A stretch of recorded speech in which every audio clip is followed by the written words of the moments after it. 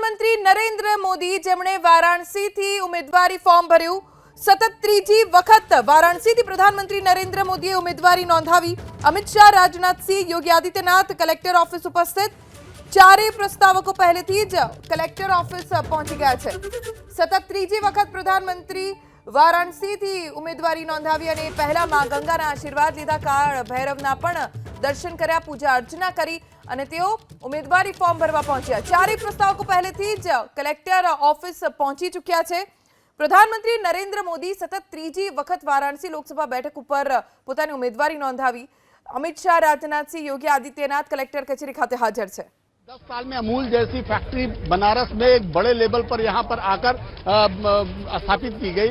उससे यहां के आसपास के कितने दूध व्यवसायियों को फायदा होगा, डायरेक्टली घर से लोगों के दूध आएगा तो जो पशुपालन का काम है वो कितना बढ़ेगा। ग्रामीण व्यवस्था में आज भी लोगों के लिए पशुपालन एक बहुत बड़ा काम है। तो आप सोचिए कि नॉर्मल लोगों से लेके आप बनारस के कॉमन आदमी तक से पूछिए तो वो कहता है कि उसका जनजीवन पिछले 5 साल 10 साल में बदल गया due to Narendra Modi, due to Bharatiya Janata party की केंद्र में सरकार की वजह से, राज्य में सरकार की वजह से। तो भारतीय जनता पार्टी के इस नेता का जो इसीलिए 2014 में जितने मार्जिन से जीते थे 2019 में वो मार्जिन आगे बढ़ गया। इस बार इन लोगों ने 10 लाख का लक्ष्य रखा। तो 10 लाख का लक्ष्य इसलिए नहीं रखा है कि 10 लाख का लक्ष्य बहुत मुंह से बोलना, उन्होंने इसलिए रखा है क्योंकि काशी में कॉमन लोगों से बात करो तो वो कहते हैं नरेंद्र मोदी के साथ हैं, क्या हिंदू कल क्या मुसलमान। कल हम लोग मदनपुरा और सोनारपुरा से निकल रहे थे, 100% करीब 80% आबादी वहां मुस्लिम आबादी है, लेकिन लोग अपने छतों से निकलकर बाहर नरेंद्र मोदी के लिए चीयर कर रहे थे। महिलाएं फोटो बना रही थी,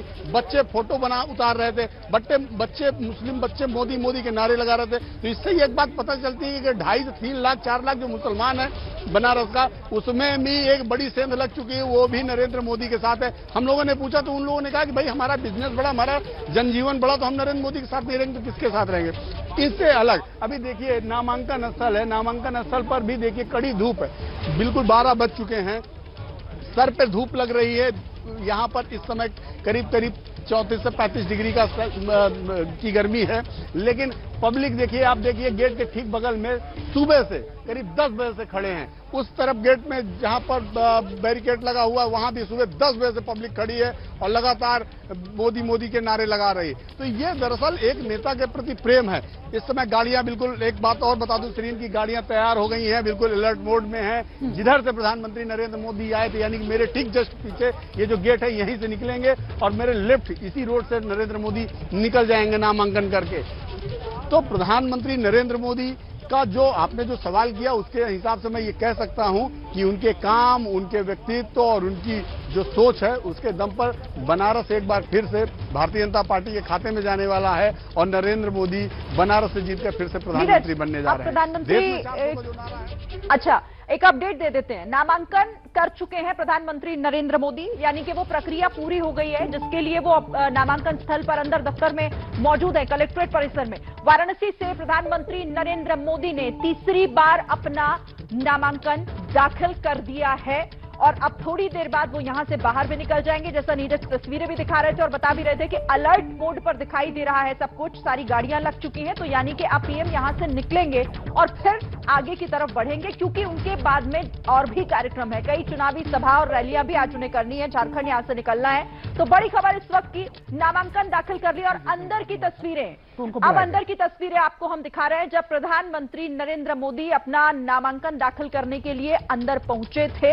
प्रधानमंत्री के साथ उनके प्रस्तावक और साथी योगी आदित्यनाथ भी आपको इस वक्त दिखाई दे रहे हैं और कुछ हल्की फुल्की बातचीत, जिन्होंने प्राण प्रतिष्ठा के कार्यक्रम का मुहूर्त निकाला था, वो क्योंकि प्रस्तावक भी इस बार प्रधानमंत्री के नॉमिनेशन में है तो वो उनके बगल में बैठे हुए हैं और प्रधानमंत्री वो सारी प्रक्रिया को पूर्ण करते हुए, वो सारे जो कागजी कार्रवाई होती है उन तमाम चीजों को पूरा करते हुए अंदर की तस्वीरें इस वक्त हम आपको दिखा रहे हैं। प्रधानमंत्री हालांकि अभी नॉमिनेशन वो फाइल कर चुके हैं, लेकिन थोड़ी देर पहले की ये तस्वीरें हैं जब नॉमिनेशन फाइल किया था प्रधानमंत्री नरेंद्र मोदी ने।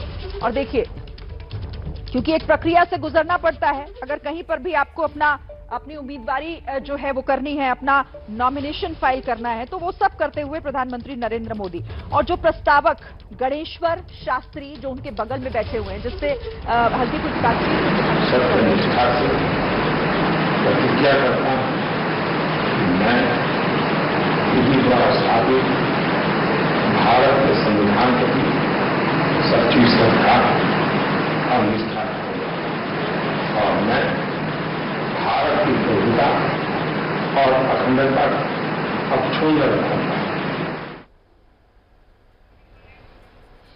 तो नॉमिनेशन फाइल करने के बाद उस शपथ को पढ़ते हुए प्रधानमंत्री और अब उस पर वो सिग्नेचर करेंगे, साइन करेंगे। जो अधिकारी सामने बैठे हैं वो पूरी उस प्रक्रिया को करा रहे हैं। उनके ठीक बगल में गणेश्वर शास्त्री जो कि वैदिक आचार्य हैं और इन्होंने ही राम मंदिर प्राण प्रतिष्ठा का मुहूर्त निकाला था, क्योंकि 4 प्रस्तावक हैं जिसमें दूसरे बैजनाथ पटेल जनसंघ के जमाने से कार्यकर्ता और सेवापुरी विधानसभा के हरसोस के रहने वाले हैं वो।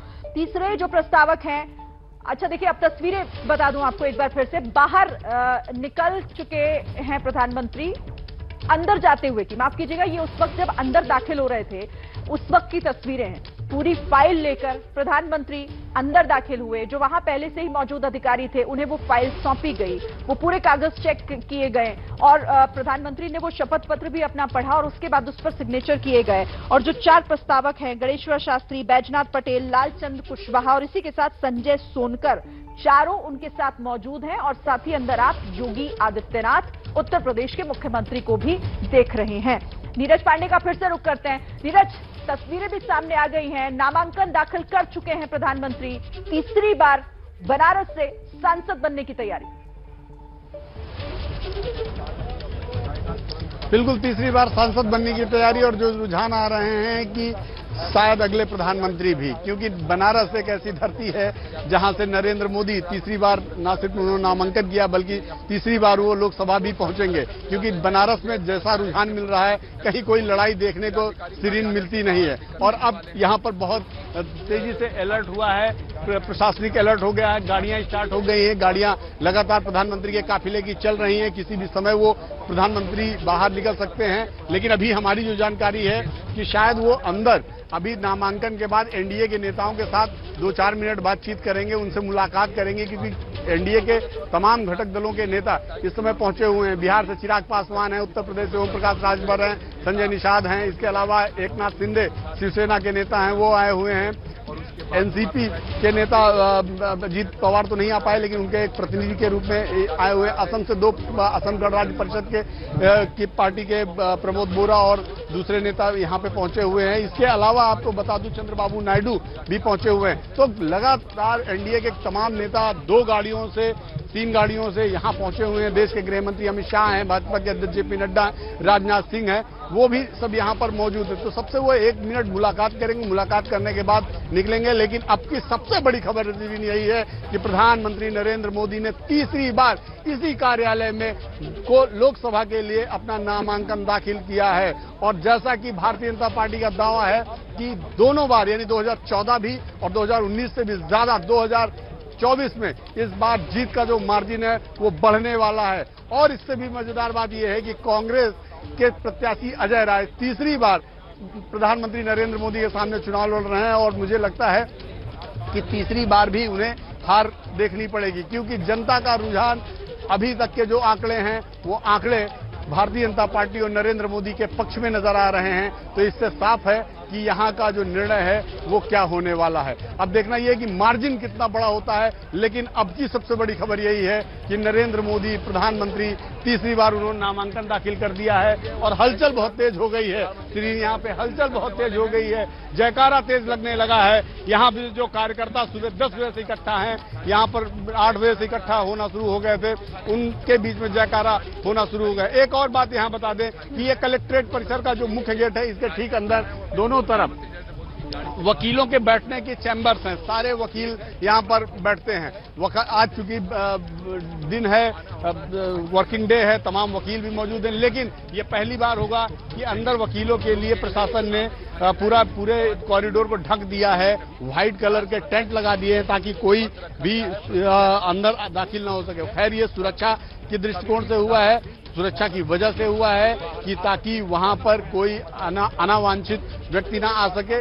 लेकिन इस समय अलर्ट जारी हो गया है। प्रधानमंत्री नरेंद्र मोदी किसी भी समय वहां नामांकन स्थल से बाहर निकल सकते हैं। इनकी गाड़ी, ये जो ब्लैक वाली गाड़ी गेट के ठीक बाहर खड़ी है, यही गाड़ी है और इसी गाड़ी में प्रधानमंत्री नरेंद्र मोदी बैठेंगे। श्रीन, यहाँ एक बात बताना बहुत जरूरी है। आमतौर पर हम लोगों ने देखा छोटे छोटे नेताओं को कि नामांकन स्थल में घुसने और अपने समर्थकों को ले जाने, गाड़ी से जाने के लिए झगड़े कर लेते हैं, लड़ाई कर लेते हैं, बात विवाद करते हैं अधिकारियों के साथ। लेकिन ये पहले देखिए, प्रधानमंत्री नरेंद्र मोदी का गैस्चर देखिए कि वो आते ही गेट से कम 20 मीटर पहले ही उनकी गाड़ी रुक गई। वो बकायदा उतर गए और उतरने के साथ अपने कार्यकर्ताओं का अभिवादन किया। मीडिया की तरफ देखा भी नहीं उन्होंने, इधर हाथ हिलाकर उन्होंने अपना इशारा किया कि क्योंकि लोगों को लगता है कि शायद प्रधानमंत्री हैं, इधर आएंगे, लेकिन नहीं, उन्होंने हाथ हिलाया, कार्यकर्ताओं की तरफ हाथ जोड़ा और सीधे जो एक common model code of conduct के जो नियम कानून हैं उनको फॉलो करते हुए